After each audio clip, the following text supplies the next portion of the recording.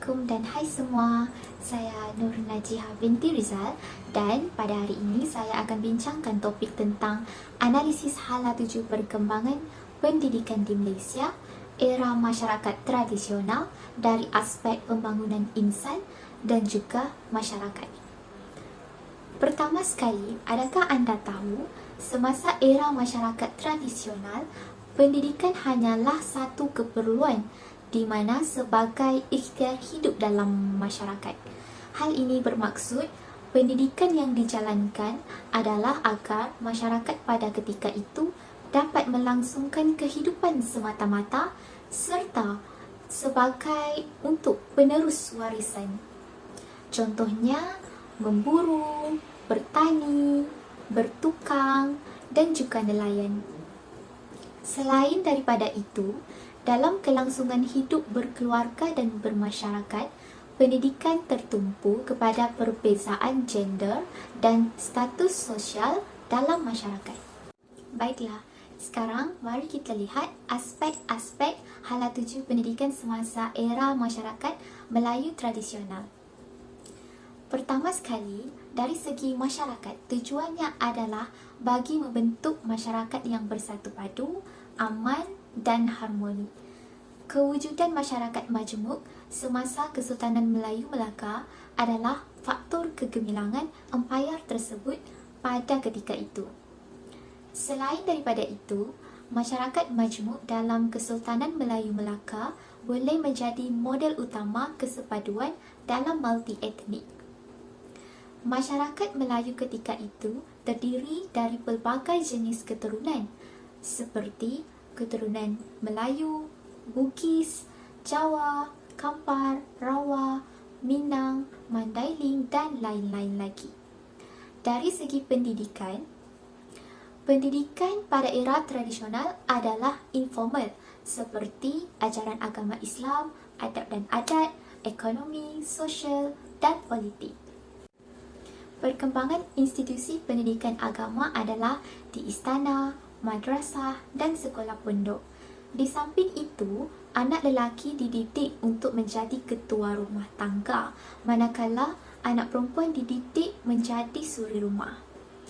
Dari segi agama Islam, pengisian yang diajar adalah kurikulum dari aspek fardu ain dan juga fardu kifayah yang mana bersumberkan Al-Quran, Al-Hadis dan kitab-kitab yang dibawa dari tanah Arab dan juga Mesir. Selain itu, dari segi adab dan adat, perkara yang dipelajari adalah tentang akhlak, etika, budi bahasa dan adab sopan. Akhir sekali, pengekalan status adalah berdasarkan hierarki masyarakat, raja, pembesar dan kebanyakan rakyat. Terima kasih. Assalamualaikum warahmatullahi wabarakatuh. Saya Hastina binti Rola. Pada kali ini saya akan membentangkan hala tuju perkembangan pendidikan Malaysia era penjajahan Inggeris. Pertama sekali mari kita lihat maklumat pendidikan pada era tersebut. Maklumat pendidikan pada era penjajahan Inggeris ialah mengukuhkan dasar pecah dan perintah bagi membolehkan Inggeris terus mengekalkan kuasa, menguasai ekonomi dan meluaskan penyebaran agama Kristian. Jenis pendidikan. Pendidikan formal mula diperkenalkan. Sekolah mula dibangunkan mengikut lokasi kaum. Kurikulum, buku teks, peperiksaan dan pengajar mengikut negara asal dilaksanakan. Institusi pada zaman penjajahan Inggeris terdapat 5 jenis pendidikan yang berbeza dan masing-masing berorientasikan keperluan identiti kaum, iaitu sekolah pondok, sekolah vernakula Melayu, sekolah vernakula Cina, sekolah vernakula India dan sekolah Inggeris. Mari kita lihat jenis pendidikan yang pertama iaitu sekolah agama Islam. Sekolah ini terdiri daripada sekolah pondok, madrasah, sekolah agama dan sekolah agama rakyat. Bahasa Melayu atau bahasa Arab juga digunakan sebagai bahasa pengantar. Kos pembelajaran adalah tanggungan sendiri atau dibiayai sendiri. Pada masa itu, sekolah agama Islam bebas daripada kawalan British. Sekolah agama Islam juga mempunyai pengajian peringkat sekolah rendah dan sekolah menengah.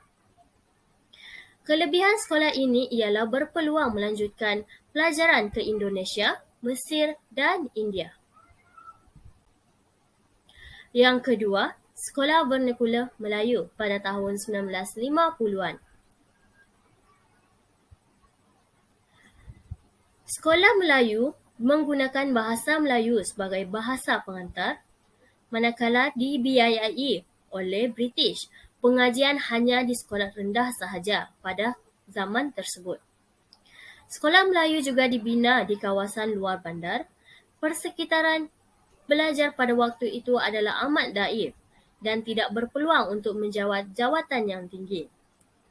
Sekolah Vernacular Melayu pada tahun itu juga berpeluang melanjutkan ke Maktab Perguruan Sultan Idris iaitu MPSI. Seterusnya, perkembangan sekolah vernakular Cina yang pertama telah didirikan oleh Persatuan Mubalik London di negeri Melaka pada tahun 1815 dan kemudiannya di Singapura pada tahun 1819. Kebanyakan sekolah Cina yang ditubuhkan secara persendirian menggunakan premis perniagaan rumah kediaman, bangunan tokong yang disumbangkan oleh orang perseorangan atau persatuan yang mewakili suku kaum Cina tertentu seperti Hakka, Hokkien dan sebagainya. Pada tahun 1900, dua orang menteri dan pendidik dari negara Cina, Kang Yu-wei dan Liang Ke-chiao telah mendirikan sekolah vernakular Cina dan menggabungkan pengajaran Confucius dengan pengajaran sains barat. Kurikulum yang diperkenalkan pada zaman itu adalah berorientasikan kepada negara Cina. Hampir semua sekolah Cina berkembang dengan pesat di bandar besar di pantai semenanjung Malaysia Barat seperti Kuala Lumpur, Johor Bahru, Ipoh serta Taiping. Kewujudan sekolah vernakular Cina disebabkan kesedaran masyarakat Cina tentang kepentingan pendidikan dan kaedah pendidikan yang digunakan bertulang belakangkan falsafah pendidikan moden yang berasal dari negara Cina. Hala tuju pendidikan lebih cenderung untuk meningkatkan kemahiran dan penguasaan dalam bidang matematik dan sains. Mari kita lihat pula bagaimana penubuhan sekolah Tamil bermula di Pulau Pinang dan Perak oleh pihak syarikat perladangan Eropah. Kehadiran pihak Inggeris yang membuka ladang getah dan kopi secara besar-besaran turut merancangkan penubuhan sekolah vernakular Tamil di kawasan ladang-ladang kepunyaan mereka. Perkembangan sekolah vernakular Tamil bermula semasa perkembangan ladang getah, kelapa sawit, kopi dan gula di tanah Melayu. Terdapat ramai buruh dari negara India telah diambil untuk bekerja di estet-estet. Pendidikan dalam bahasa Tamil diberi di salah sebuah sekolah cawangan Singapore Free School mulai tahun 1834. Kurikulum sekolah-sekolah Tamil berorientasikan negara asal mereka, iaitu India. Buku-buku dan tenaga pengajar dibawa dari Sri Lanka dan India. Akhir sekali, sekolah Inggeris. Pada peringkat awal, sekolah Inggeris kebanyakan didirikan daripada hasil usaha kaum mubalik Kristian. Penubuhan sekolah Inggeris adalah berteraskan falsafah untuk memperkembangkan agama Kristian dan menyebarkan ideologi penjajah Inggeris. Sekolah yang pertama ialah di Penang Free School, Pulau Pinang iaitu pada tahun 1816. Sekolah Inggeris terbahagi kepada dua iaitu Sekolah Free School yang mendapat bantuan daripada kerajaan. Yang kedua ialah Sekolah Inggeris yang mendapat separuh bantuan yang dibiayai oleh Persatuan Mubalik Kristian dengan mendapat bantuan keuangan daripada kerajaan. Pada tahun 1816, Penang Free School telah ditubuhkan dan pada tahun 1826, Melaka Free School ditubuhkan serta disusuli dengan penubuhan Victorian Institute pada tahun 1893, Sekolah King Edward VII di Taiping pada tahun 1906. Hala tuju pendidikan Inggeris pada masa ini adalah untuk melatih tenaga kerja seperti kerani dan juruteknik bagi jabatan-jabatan kerajaan. Ini merupakan ringkasan kurikulum yang dijalankan di setiap sekolah-sekolah tertentu.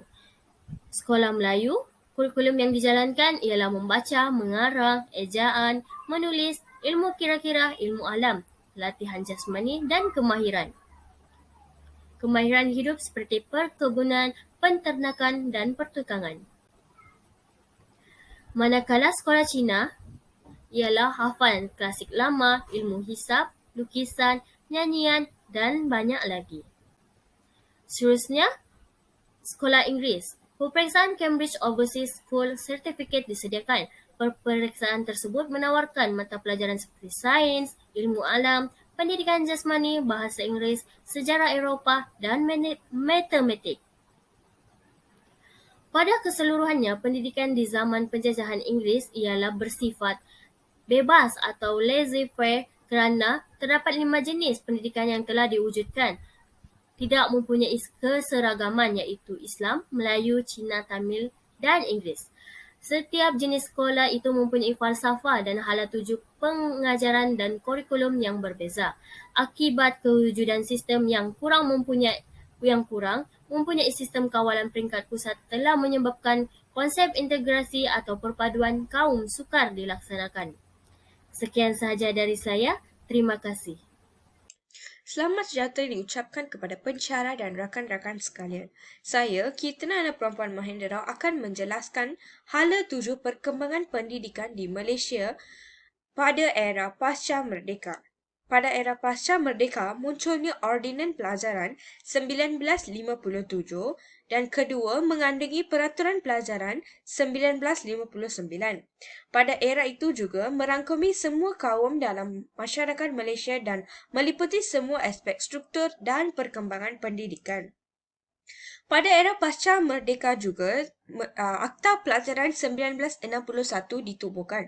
Tujuan akta ini ialah pertama, menyatupadukan kaum di Malaysia dan kedua ialah sistem pendidikan bercorak kebangsaan.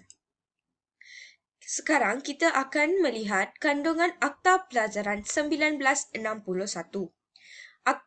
Isi kandungan pertama ialah Penyata Razak 1956 dan Laporan Rahman Talib 1960. Kedua ialah Bahasa Kebangsaan sebagai bahasa pengantar utama. Seterusnya, penggunaan bahasa Melayu sebagai bahasa kebangsaan. Ketiga ialah murid naik darjah secara automatik dan seterusnya pengajaran nilai murni juga ditekankan. Sekolah rendah terbahagi kepada dua, iaitu sekolah kebangsaan dan sekolah jenis kebangsaan. Akhir kandungan Akta Pelajaran 1961 ialah menyamakan sukatan pelajaran di semua sekolah.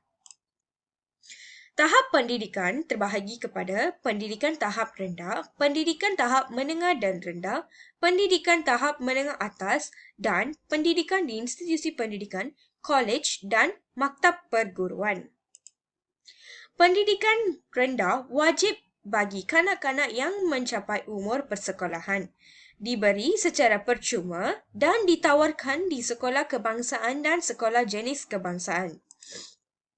Pendidikan menengah juga dibahagi kepada pendidikan menengah rendah biasa, pendidikan menengah atas biasa, pendidikan menengah atas trade, pendidikan menengah atas teknik dan pendidikan menengah atas vocational.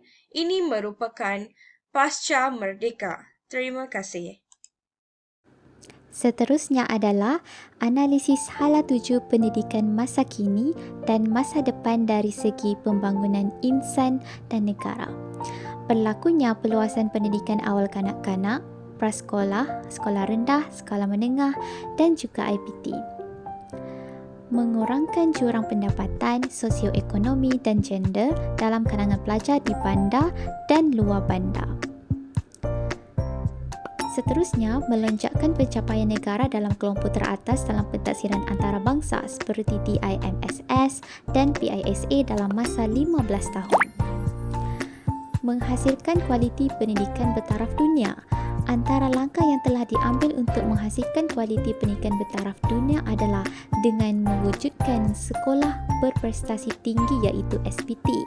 Begitu juga dengan penggradean universiti sebagai langkah positif dan menunjukkan komitmen kerajaan untuk meningkatkan kualiti pendidikan tinggi selaras dengan wawasan pendidikan bertaraf dunia.